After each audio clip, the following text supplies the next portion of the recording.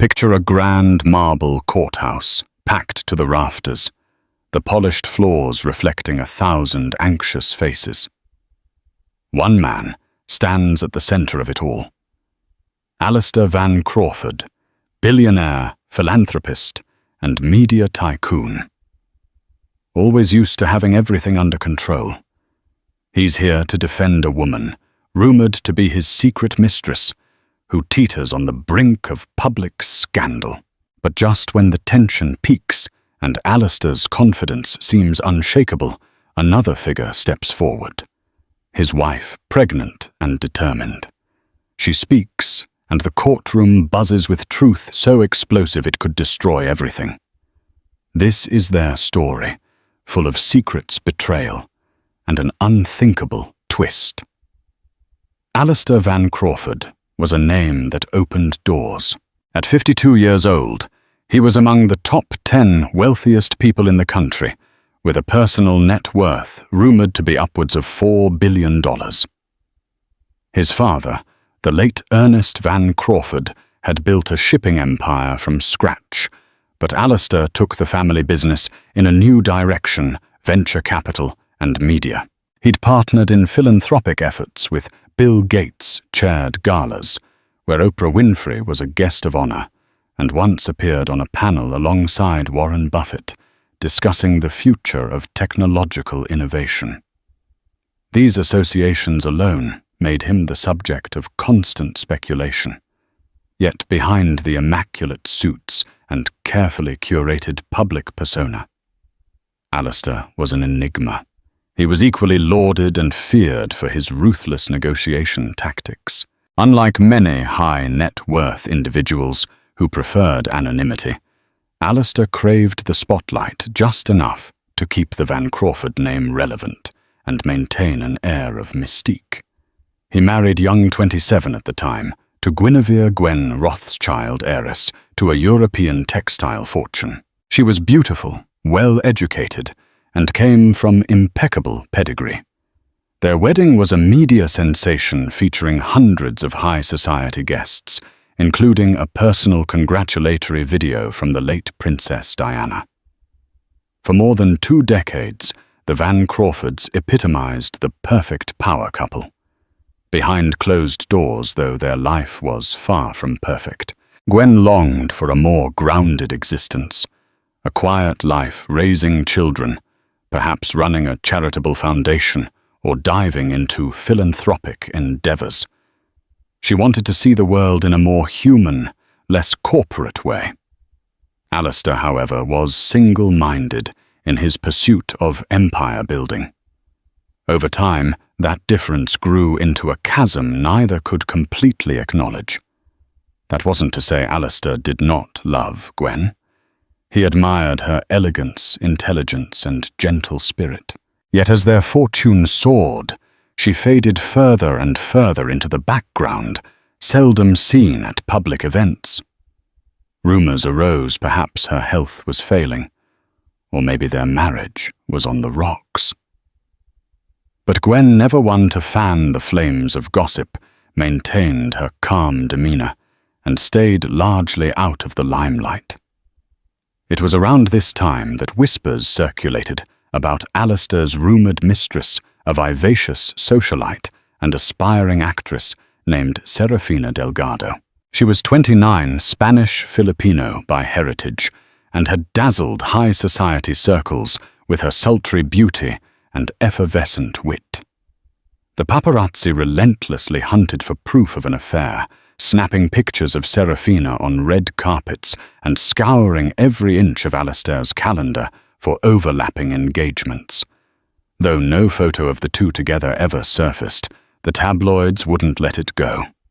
Serafina Delgado, the woman who mesmerized a tycoon, screamed one headline. For a while the speculation died down, until a lawsuit erupted that placed Serafina in the crosshairs of a vicious media trial. In a stunning twist, Alistair Van Crawford publicly stepped in to fund her legal defense. With that single action, the rumor mill exploded. Was he the protective lover, or simply a benevolent magnate who pitied a friend in trouble. The truth, as it turned out, would be far more shocking than anyone imagined. The lawsuit in question centered on a bitter dispute over intellectual property rights. Serafina Delgado was accused by a rising film producer, Preston Mancini, of orchestrating an elaborate scheme to steal a movie script. According to the plaintiff, Serafina had used her charm to con him out of a nearly finished screenplay, one that was on the verge of securing a multi-million-dollar backing from a major Hollywood studio. The script, rumored to revolve around a scandalous romance set against the Spanish Civil War, had garnered buzz among cinephiles for months. Preston Mancini claimed that Serafina had coaxed a digital copy of the script from him with promises of connecting him to her powerful boyfriend, someone who owned both a media network and had extensive Hollywood connections. Though Mancini never mentioned Alistair by name in his official statement, tabloids quickly filled the gap the powerful boyfriend had to be Alistair Van Crawford. The plaintiff's attorneys insisted that Serafina then used insider channels to pass the script to a competing production house, effectively leaving Mancini in the dust. Serafina denied every accusation, labeling them fabrications by a jealous opportunist. Despite her repeated claims of innocence, the public began to see her as a femme fatale, someone who used men for personal gain. Court documents revealed that Serafina's finances were in dire straits. She'd maxed out credit cards, faced eviction from a luxury apartment in Manhattan, and had borrowed substantial sums of money from various acquaintances. Enter Alistair. For years he had financed dozens of philanthropic and business ventures, rarely explaining his reasoning to the press. When he chose to back Serafina's legal team, publicly stating his confidence in her innocence, journalists had a field day. They cornered him outside Manhattan's West Side courthouse, vying for a quote. "Mr. Van Crawford, why did you decide to support Serafina Delgado's defense?" shouted one reporter. Alistair's jaw tightened, and his eyes flickered with the kind of quiet fury that signaled he was in no mood to indulge rumors. "The truth will prevail," he said curtly. "She deserves competent legal representation. That's all." His statement only fueled speculation. Gwen's absence spoke volumes. She was nowhere near the courthouse. For years, she had been a near-silent figure. Now her silence felt thunderous. Did she know about Serafina's alleged affair with Alistair? Was she complicit, or was she simply resigned in glitzy penthouses and Upper East Side cocktail parties insiders whispered theories? Some insisted Serafina really had duped Preston Mancini, while others argued she was being framed by powerful industry players. As Manhattan buzzed with gossip, a detective from the district attorney's office quietly dropped a hint to the press that the real story was even darker than rumored.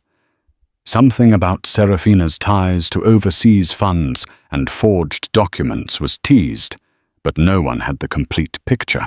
Meanwhile, Gwen stayed at their family estate in the Hamptons, pregnant with the couple's long-awaited child after years of fertility struggles. Very few knew about her condition, for she hadn't shown herself publicly in months. But in hushed circles, it was said that the strain of the ordeal was taking its toll on her. She was far from the naive socialite many pegged her to be. She was watching, learning, and quietly preparing for a moment no one else could see coming. Gwen sat by the windowsill of the Van Crawford mansion in the Hamptons, sipping peppermint tea.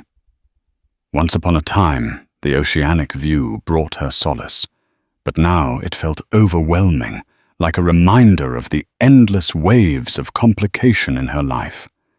She stroked her belly, reflecting on the near miracle of this pregnancy.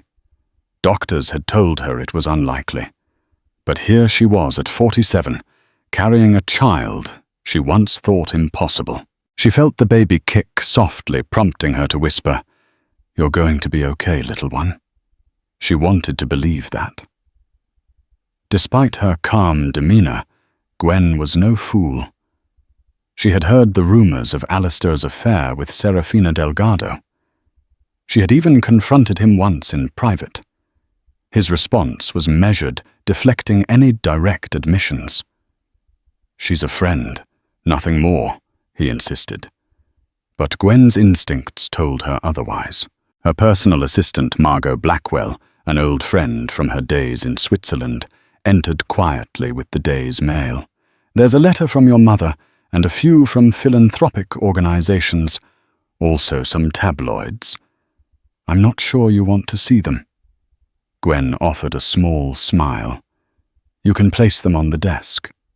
A flicker of sadness crossed her face. Headlines about the trial were impossible to avoid. Still, she accepted that knowledge was power. Margot paused, hesitation evident. "Are you planning on going to the city anytime soon? You haven't seen him in weeks." Gwen sighed. "I'll go when I need to," she replied cryptically. It wasn't that she was ignoring Alistair. She was giving him space to handle Serafina's case. Yet some part of her suspected something deeper was amiss, something Alistair wasn't telling her.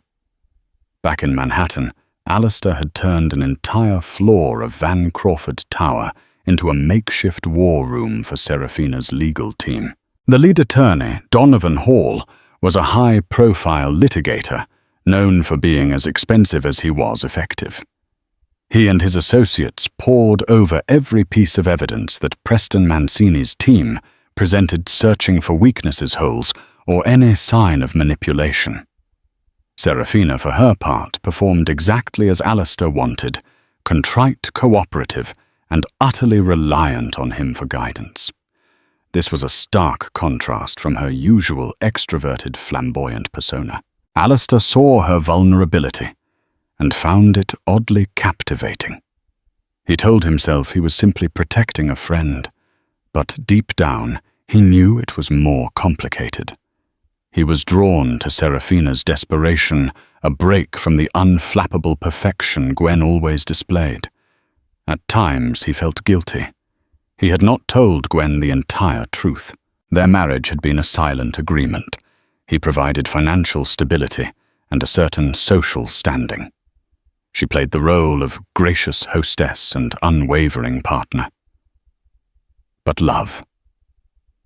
Did they ever have it in the sense of passion, spontaneity, and vulnerability? Perhaps it was overshadowed by Deal's events and public image. In darker moments, Alistair wondered if Gwen's pregnancy was more an attempt to salvage their marriage than a spontaneous blessing. Then he would recall her genuine longing for a child she had yearned for it for years. Repressing his conflicting emotions, he pressed on, determined to secure Serafina's freedom. He told himself this had nothing to do with romance. Nothing at all. If only the truth were so simple. The first hearing in Preston Mancini's lawsuit took place in a packed courtroom on a rainy Tuesday morning. The media thronged outside, snapping photos of each arrival. Serafina stepped out of a sleek black limousine, her eyes shielded by oversized sunglasses, her lips painted a bold red. Alistair followed in a separate car, stoically pushing through the cameras. He refused to comment. Inside, Judge Rosalind Keyes presided, a no-nonsense judge who had seen her fair share of high-profile cases. She began with a simple directive to both sides. Keep your emotions in check. Court is a place for facts, not theatrics. Mancini's attorneys laid out their opening remarks, describing Serafina as an opportunistic siren who had taken advantage of a naive screenwriter's trust. They cited emails, text messages, and alleged recorded phone calls. While none of these were yet deemed conclusive, the drama they invoked set the mood. Donovan Hall countered with a crisp, methodical approach.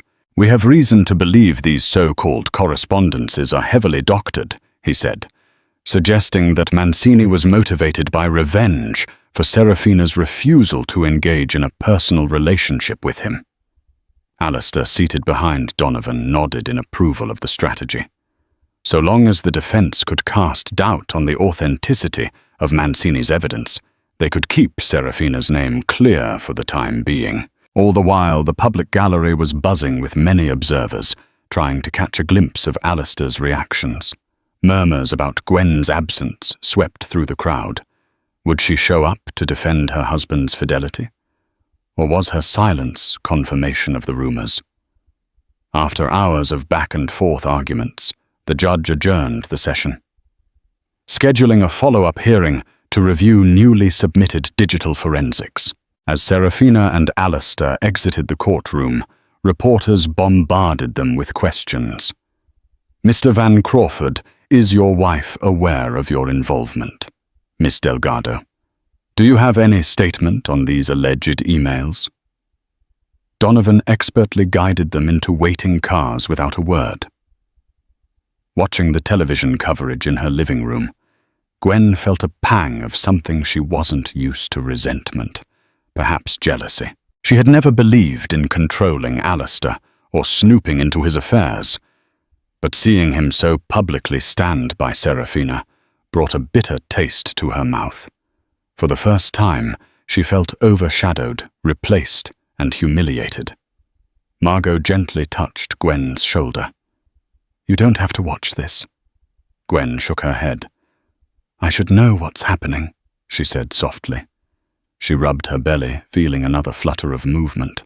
She closed her eyes, deciding that she could not remain on the sidelines forever. This child she carried deserved more than a mother who quietly accepted half-truths and betrayal. She needed the truth, if only to protect the future of her family.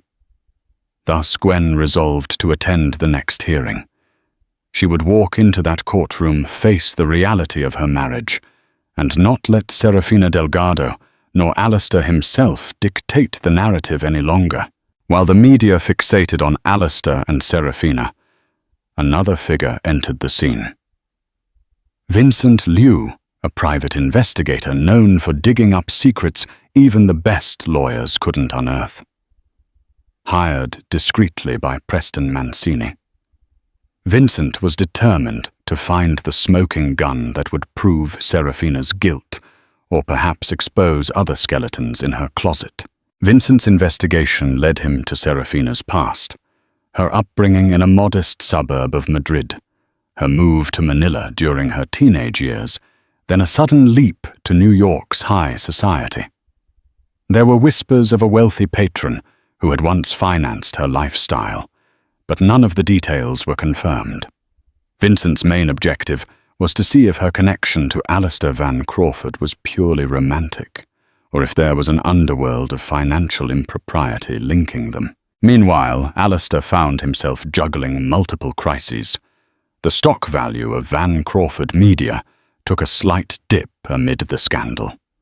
Shareholders began to worry about negative publicity affecting upcoming ventures, including a rumored streaming platform collaboration with major Hollywood studios. Alistair locked himself in late-night meetings with his CFO and PR team determined to mitigate any fallout. Serafina remained in her penthouse apartment, occasionally hosting late-night visits from Alistair's legal aides to go over her defense. Though outwardly stoic, Alistair felt the walls closing in. His father's old mantra played in his head: never mix business with personal matters. Alistair had done exactly that, allowing Serafina's predicament to become a corporate liability. He wondered if Gwen was quietly fuming. They had not exchanged more than a few text messages in weeks. One evening near midnight, Alistair paced his Manhattan penthouse suite. He stared out at the glowing city skyline, weighed down by a tidal wave of regret and confusion. Yes, he felt an attraction to Serafina, her vulnerability, her need for him. At the same time, he felt a duty, almost a longing for Gwen, who had been his loyal partner for over 2 decades. His future child with Gwen was supposed to be a new chapter, but now he couldn't envision how that chapter would begin if the trial ended in scandalous revelations. That same night, Gwen made her own decision. She dialed an old acquaintance attorney, Charlotte Howe, a woman she trusted implicitly. Charlotte specialized in marital and family law, but she also had a sharp mind for corporate litigation. Gwen's heart pounded as she explained her predicament. She was pregnant. Her husband was embroiled in a lawsuit defending his rumored mistress, and she needed to know her legal rights. Charlotte was sympathetic and reassuring, but she warned Gwen gently, if this becomes a bigger scandal, you may have to protect yourself and the baby above all else. Gwen ended the call feeling a strange mixture of relief and dread. Her fingers trembled, yet she felt a newly discovered courage coursing through her veins. For so long she had been a graceful shadow in Alistair's life. She would remain gracious, certainly, but a shadow no more. A week before the second hearing, Alistair drove to the Hamptons unannounced. He arrived at the mansion shortly after dusk. Gwen stood in the foyer, her face a careful mask. Though her pregnancy was not yet fully visible, a gentle swell under her loose-fitting dress hinted at the future life inside her. Gwen Alistair began removing his coat. "I'm sorry I haven't been here much. Things have been hectic in the city." She offered a polite nod, stepping aside to allow him entrance. "I'm aware," she said quietly. "I've seen the news." An awkward silence followed, both of them acutely aware of the distance between them. Alistair cleared his throat. "How are you feeling?" "The baby." "Everything all right?" Gwen touched her belly, refusing to soften just yet. "We're doing fine. But Alistair, we need to talk."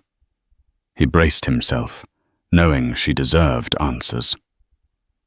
They moved to the living room, where the glow of a fireplace cast dancing shadows on the walls. He recounted the lawsuit details, how he believed Serafina was being framed, and why he felt compelled to help her. Yet he never clearly denied having an affair. Gwen listened occasionally, pressing him for more specifics. "How did you meet her? Why this level of commitment?"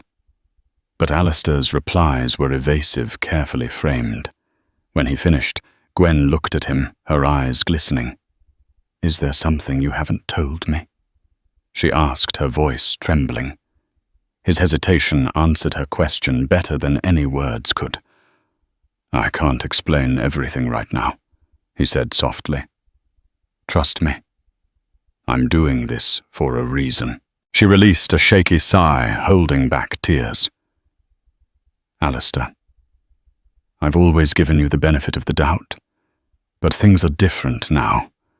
I'm pregnant, and we're on the verge of raising a child. Secrets and half-truths cannot be the foundation of our future." Alistair reached for her hand, but Gwen pulled away, shaking her head. "I will be at the hearing next week," she said resolutely. "And I will decide for myself where I stand, where you stand." Though the night stretched before them, Alistair left soon afterward, citing early meetings.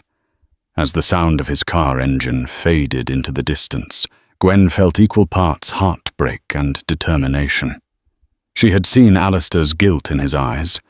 He might think he was protecting her from something, but she suspected it was more about protecting himself and possibly Serafina. That evening, Gwen stared at old photographs of her and Alistair, their wedding day, their first Christmas party, a philanthropic trip to Africa. She remembered how gently he'd once held her hand during a safari ride, promising her they would one day travel the world without the constraints of board meetings and social obligations. They never did. Duty always overshadowed love, and now she wasn't sure if love was even alive between them. But she loved the child inside her. That love was her new guiding force, one she would defend no matter the cost. A crisp morning sun illuminated the grand facade of the West Side Courthouse, a stark contrast to the storm of controversy brewing within its walls. Security was tighter than usual, with uniformed officers guiding VIPs through a back entrance to avoid the throng of paparazzi at the front steps. Serafina arrived first, wearing a tailored black dress and a subdued expression. Donovan Hall. Her attorney ushered her quickly into the courtroom. Shortly after, Preston Mancini showed up, accompanied by Vincent Liu, who carried a black briefcase with an air of confidence. When Alistair finally walked in, the room buzzed. He took a seat behind the defense table. Cameras clicked like locusts in the press section, capturing every flicker of emotion on his face. Then came Gwen. She appeared at the entrance dressed in an elegant navy blue coat, her posture regal, her face resolute. One by one, heads turned reporters, nearly stumbling over each other to get a snapshot. A ripple of murmurs swept through the gallery. Gwen Van Crawford had arrived, and she was pregnant. Alistair stood in surprise, his eyes meeting hers.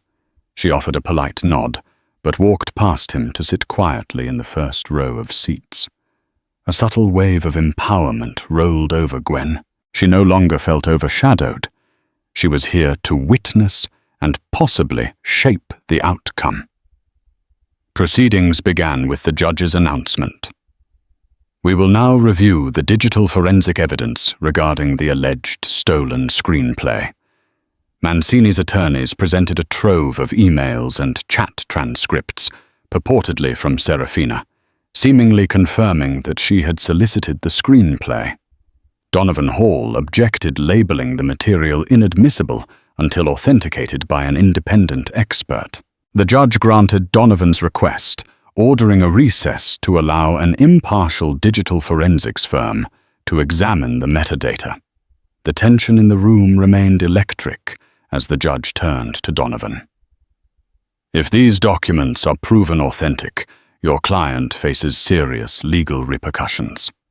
At that moment, Preston Mancini smirked, certain he had the upper hand.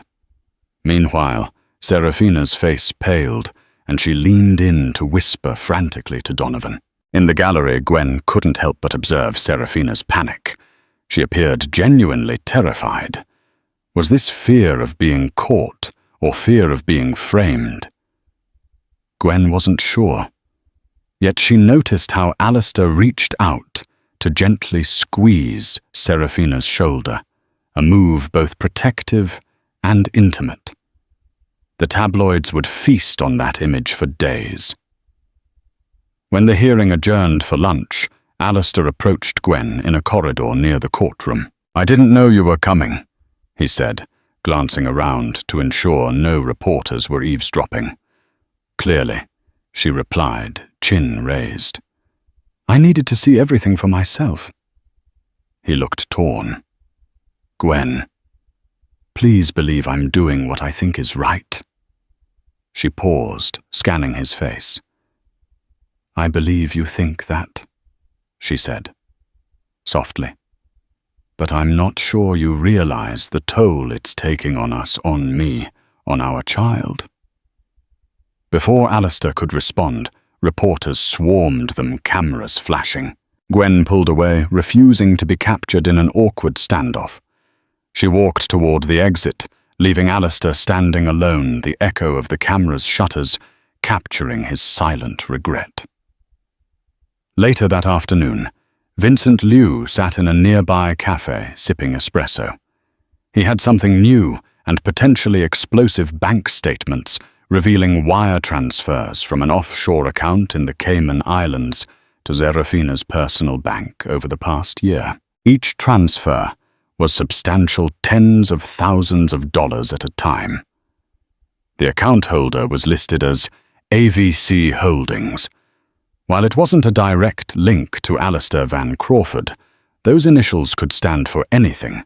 The connection seemed too suspicious to ignore.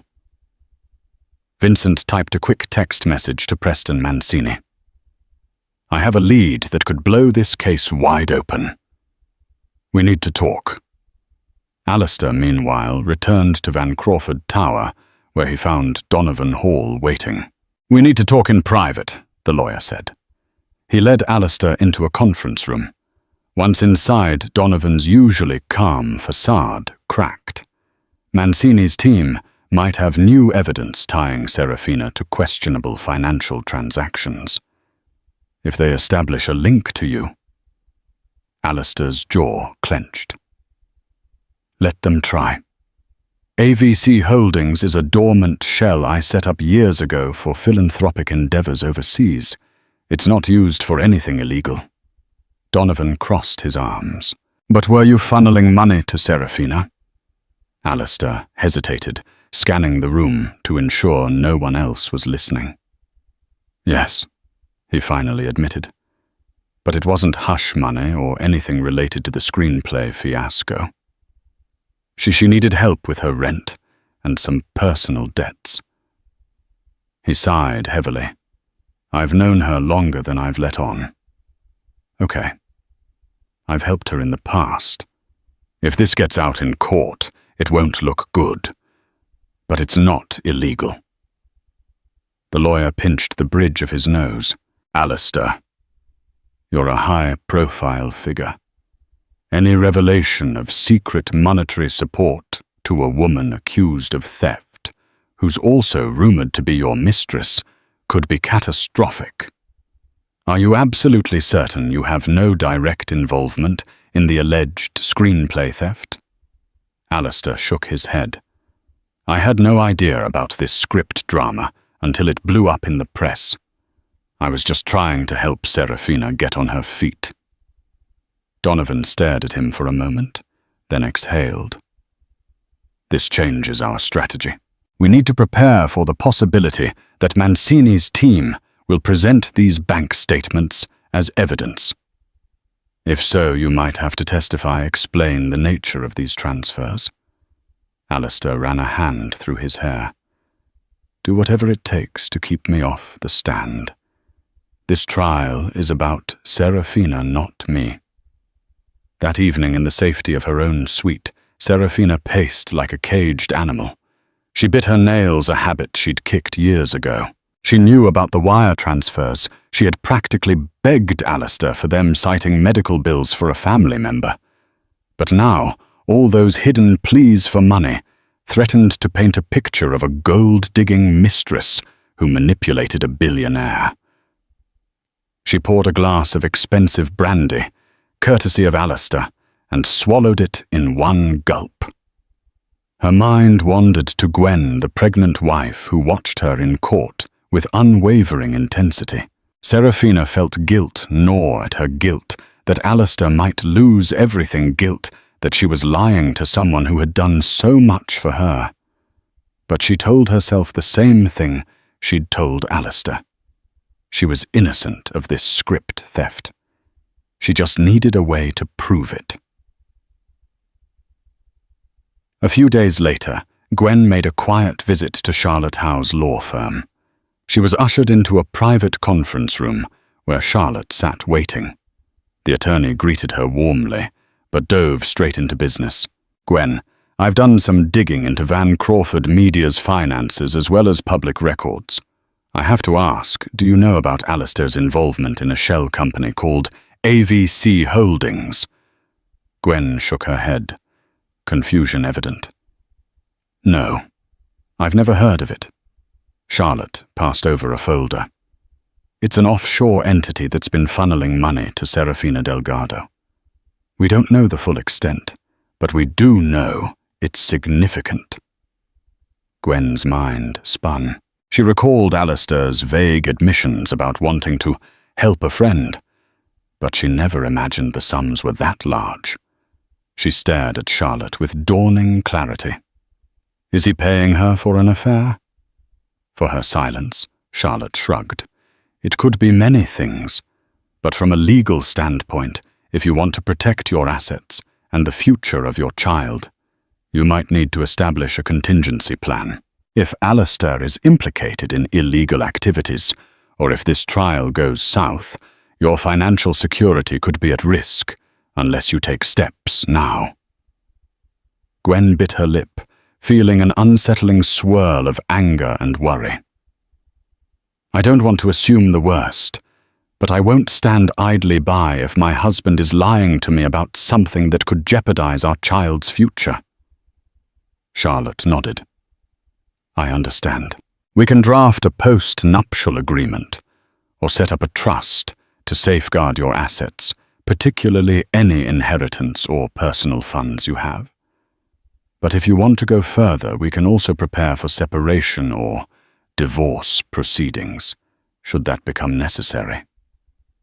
The word divorce sent a chill through Gwen, but she maintained her composure. "Let's prepare the trust first," she said quietly. "I pray it won't come to divorce, but I need to be ready." After signing the necessary documents, Gwen left the firm with a heavy heart. She called Margot, instructing her to clear her schedule for the next several days. She needed to be in Manhattan, close to the action, close to Alistair. She refused to be a passive onlooker any longer. That same evening, Gwen unexpectedly arrived at the penthouse Alistair kept in the city.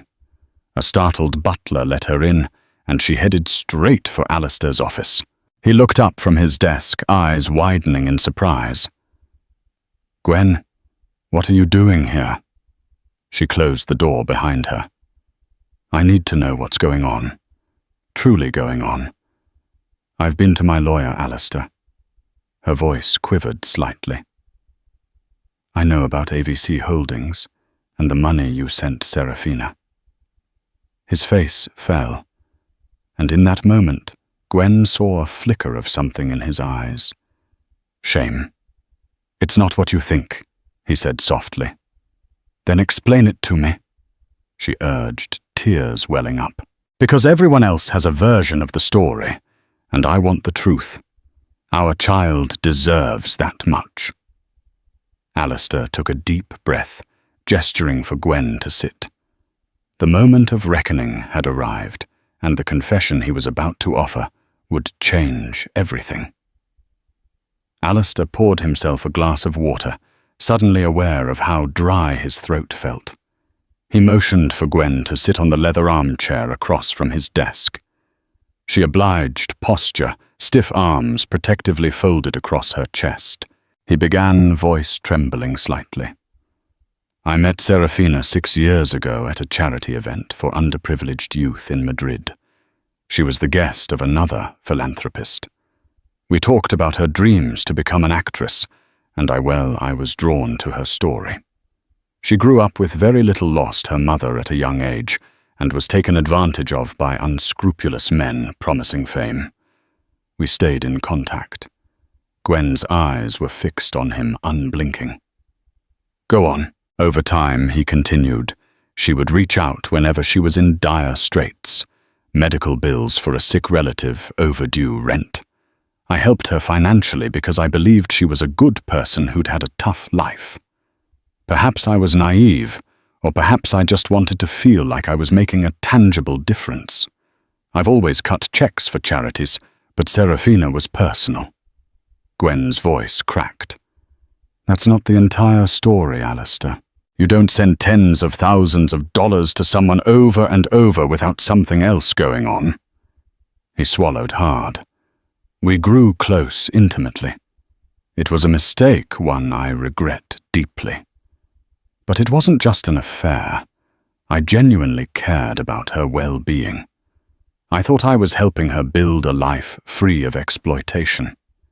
Eventually, I ended the physical side of our relationship, but she was still financially dependent on me.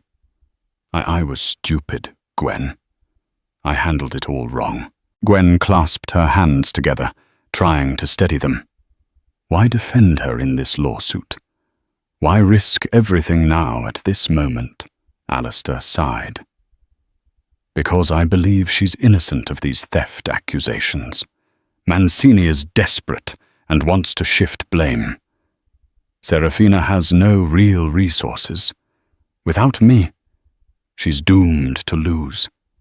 And if she's found guilty, She'll lose more than a legal battle. She'll lose any chance of a future. A silence stretched between them. Gwen felt a surge of rage, but also a strange pang of pity. She spoke, voice trembling. You betrayed me. For years. And now you ask me to stand by you while you defend the woman you betrayed me with. Alistair bowed his head. I know I don't deserve your forgiveness, but I've never stopped caring for you, Gwen. You've always been the one I come home to. Our child changes everything for me. I want to be better for both of you. Tears trickled down Gwen's cheeks. Do you realize how humiliating this is for me? The press suspects your affair, and I, your pregnant wife, am made to look like a fool. He stood crossing the room in a few strides. He reached for her hand, but she pulled away. I'm sorry, he whispered. Gwen inhaled shakily. She was hurt, furious, and torn. I'm not sure if I can keep doing this, Alistair. If Serafina is truly innocent, then this is bigger than my personal pain. But I can't ignore what you did to me. He nodded, eyes glassy. I understand. For a brief moment, neither spoke. Somewhere in the distance, the hum of city traffic filled the silence. Gwen rose to leave, turning back only once. You have one chance to make this right, if that's even possible. But if you lie to me again, I'm gone. And with that, she walked out, leaving Alistair to contemplate how he might salvage not just his marriage and reputation, but also his own fractured sense of honor. The trial resumed 3 days later, and the media circus had reached fever pitch. Rumors swirled that damning evidence against Serafina would be unveiled. In the courthouse lobby, Alistair, Serafina, and Donovan Hall braced for the worst. Gwen arrived separately, offering a curt nod to Alistair. She positioned herself in the front row, eyes hard, posture unyielding. Judge Keyes called the court to order. Preston Mancini's lead attorney introduced bank statements and wire transfer records, allegedly linking Serafina's finances to the theft scheme. As predicted, the name AVC Holdings featured prominently. The attorney hammered the point that Serafina's mysterious benefactor was none other than Alistair Van Crawford, and that these funds could have been used to bribe Hollywood insiders or pay for illicit access to Mancini's script. Donovan Hall objected, claiming speculation, but the judge allowed partial introduction of the evidence pending further cross-examination. All eyes turned to Alistair, who stared straight ahead, unwavering. Serafina looked on the verge of tears.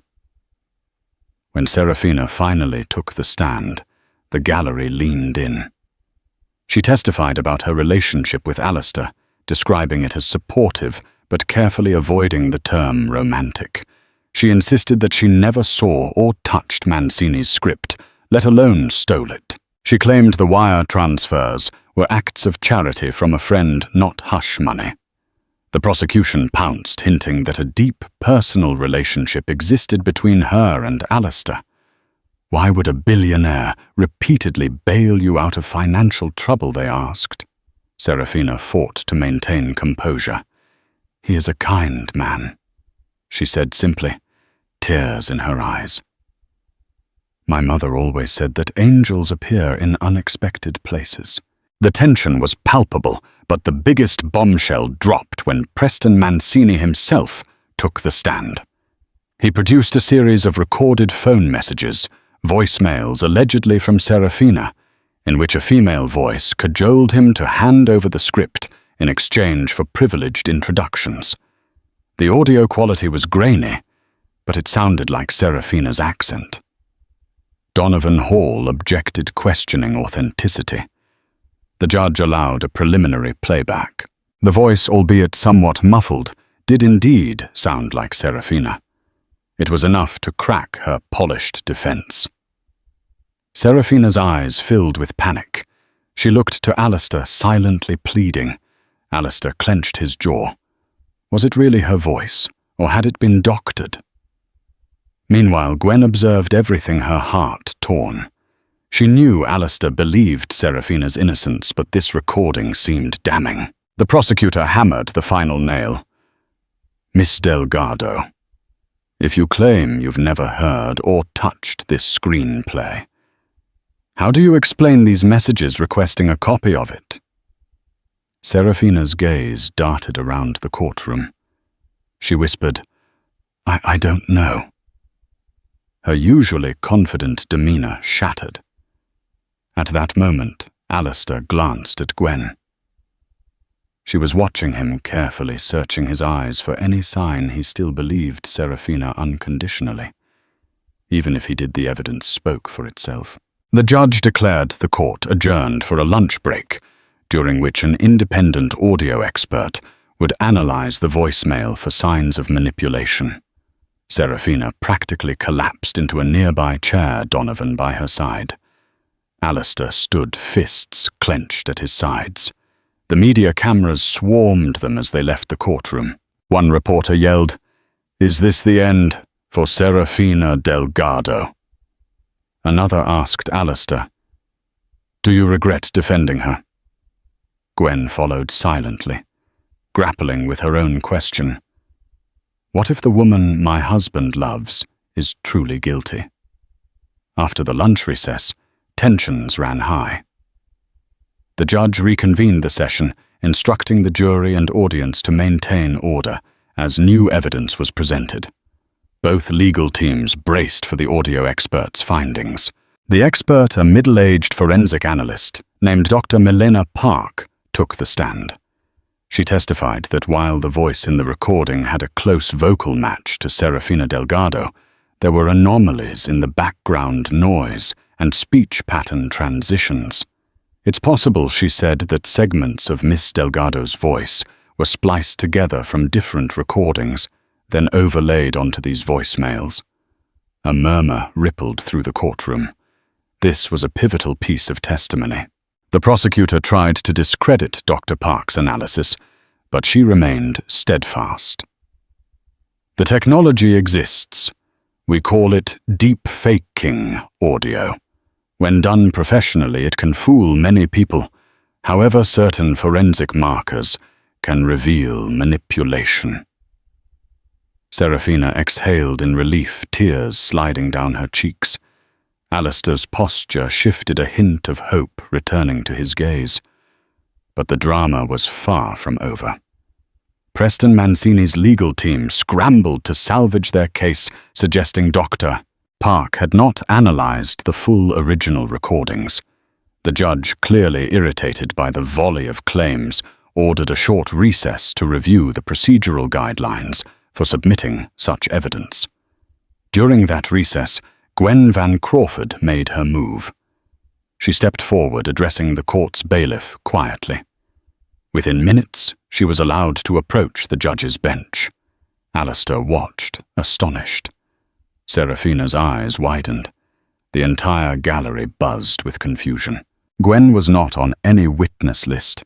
She had never publicly indicated she had testimony to offer. "I have information that may be relevant," she announced, voice steady, despite her trembling heart. Judge Keyes looked at her with curiosity. "Mrs. Van Crawford, are you prepared to provide sworn testimony?" Gwen nodded. "I am." Moments later, Gwen took the witness stand, placing her hand on the Bible to swear the oath. She glanced briefly at Alistair, who looked torn between anxiety and admiration. "What do you have to share with the court, Mrs. Van Crawford?" the judge asked. Gwen inhaled her voice, carrying a quiet authority that commanded the courtroom's attention. "I have reason to believe that certain parties, possibly Mr. Mancini or individuals linked to him, attempted to coerce Serafina Delgado into false admission of guilt. I received an anonymous package at my residence in the Hamptons, containing correspondence that suggests Mr. Mancini's willingness to fabricate evidence. A collective gasp rose among the spectators. Alistair's eyes widened. Even Serafina leaned forward, shock and gratitude mingling in her expression. The prosecutor jumped to his feet, objecting. "Your Honor, this is unverified hearsay. Mrs. Van Crawford is not an expert witness." Judge Keyes rapped her gavel. "Overruled for now. Let her finish." Gwen drew a breath, producing printed emails from her briefcase. Emails that spoke of a plan to frame the exotic socialite, referencing an individual known as PM, and instructions on how to create false audio recordings. These were delivered to me anonymously. I turned them over to my attorney for verification. Preliminary analysis indicates they are genuine, though I cannot say with certainty who created them. The entire courtroom was ablaze with tension. Serafina's jaw dropped, tears falling freely. Alistair stood stunned into silence by Gwen's bold intervention. He had no idea she'd received such damning evidence. Mancini shot to his feet, face contorted. "This is outrageous. She's forging documents to protect her philandering husband and his mistress." Gwen remained calm. "I assure you I have no motive to protect anyone but my unborn child. The only reason I have come forward is for the truth." The judge ordered immediate forensic analysis of the documents. She also issued a stern warning to Mancini's team about perjury and tampering with evidence. The case that once seemed stacked against Serafina Delgado now hung in the balance, with Gwen Van Crawford, pregnant wife, long-time bystander, holding the keys to the final outcome. The trial was put on hold for a week to allow forensic experts to scrutinize Gwen's documents. Speculation among the media ran rampant. Some outlets praised Gwen's bravery, painting her as a woman who rose above personal betrayal to champion justice. Others accused her of orchestrating a grand ruse to save her husband's reputation. Regardless, public opinion shifted away from the narrative of Serafina as a conniving seductress and toward the possibility that Preston Mancini might be the true villain. During the hiatus, Gwen took solace in her Hamptons estate. She tried to keep stress levels down for the baby's sake. Alistair visited once, but Gwen refused to see him. She left a note for Margot to pass on. "Give me time." Meanwhile, Alistair reached out repeatedly, leaving voicemails and sending text messages. "Thank you for what you did. I need to see you. I love you." But Gwen remained silent. Her focus was on her unborn child and the moral imperative she felt to reveal the truth. She was torn between her resentment over Alistair's affair and her renewed admiration for the man he once was, the one who championed the underdog and refused to be blackmailed by Mancini's lies. Back in Manhattan, Serafina was a bundle of nerves. She anxiously awaited updates from Donovan Hall. If Gwen's documents held up under forensic scrutiny, it would be a massive turning point in her defense. She found herself writing a heartfelt letter to Gwen, though she wasn't sure if she would ever send it. In it, she apologized for the affair, expressed gratitude for Gwen's help, and confessed that she'd always envied Gwen's poise and kindness. By the time Serafina set down her pen, tears stained the page. A separate storm brewed for Preston Mancini. Rumors circulated that he might face criminal charges for evidence tampering if Gwen's documents were verified. Vincent Liu, the private investigator, quietly distanced himself from Mancini, refusing to be dragged into any scandal that could cost him his license. Word on the street suggested that Mancini's Hollywood deals were collapsing, as studios wanted nothing to do with potential fraud. The day before court was set to resume, Donovan called Alistair to share the results the forensic team had deemed the emails provided by Gwen as highly likely to be authentic. Moreover, A small fraction of the email chain referenced a third party who specialized in audio editing, linking them to the suspicious voicemails. It was damning proof indeed. That night, Alistair stood on his penthouse balcony, gazing at the city lights. He held his phone, contemplating calling Gwen one last time. Instead, he typed out a text message.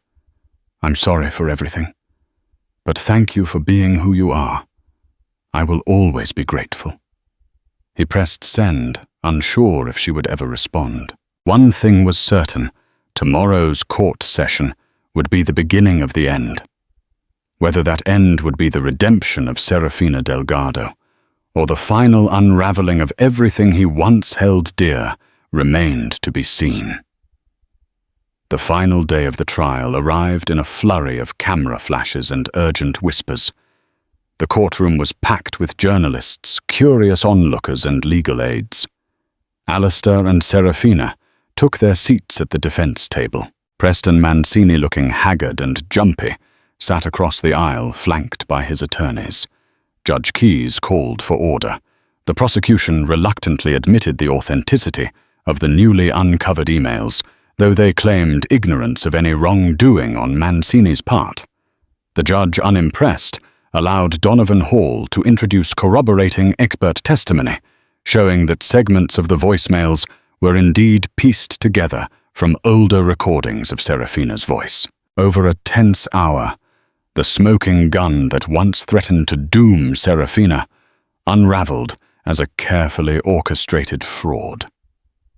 Mancini slumped in his chair, beads of sweat forming on his brow. His lead attorney hastily tried to pivot, arguing that even if the voicemails were fake, the original script theft allegations still stood. But the momentum had turned against them.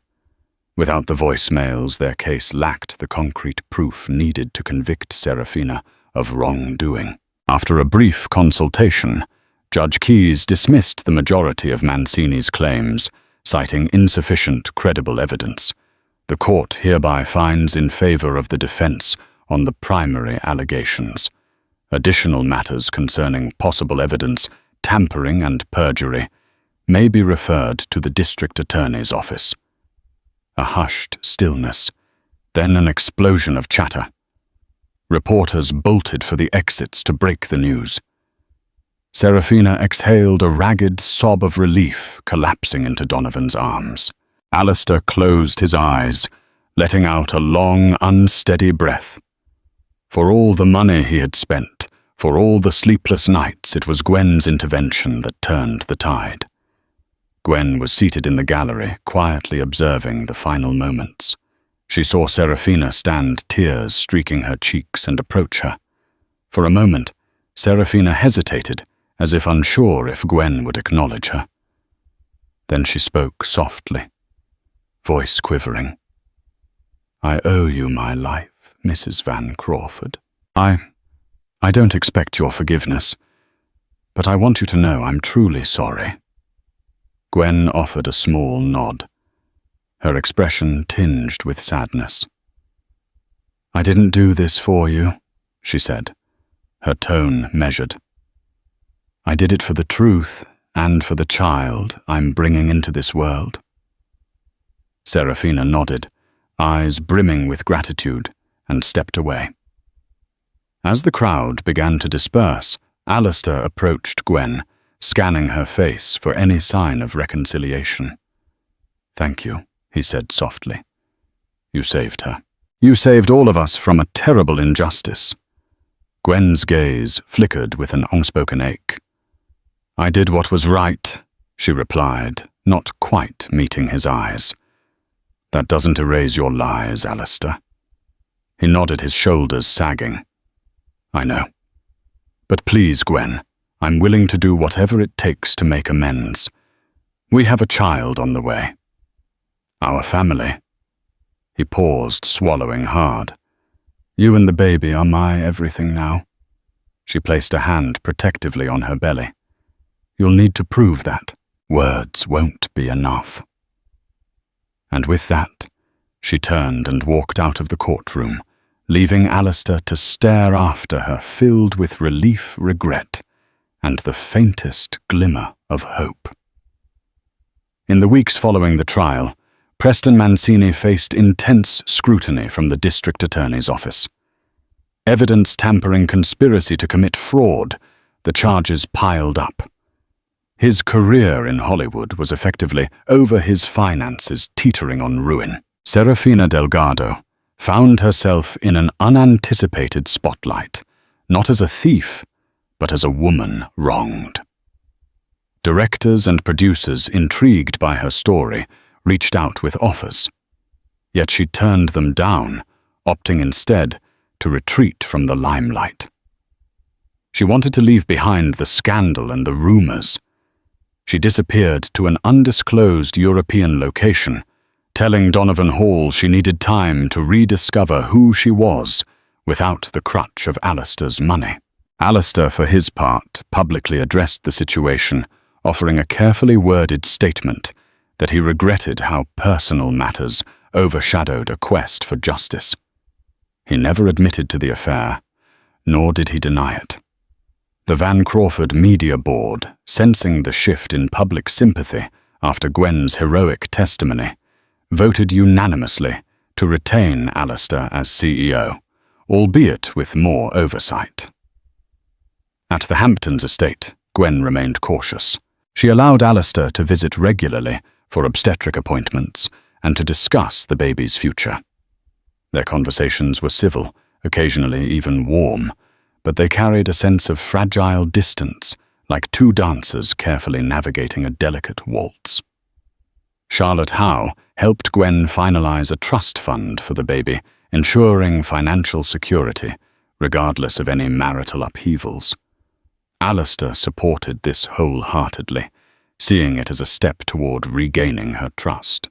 As Gwen's due date approached, she found herself reflecting on the whirlwind of the past months.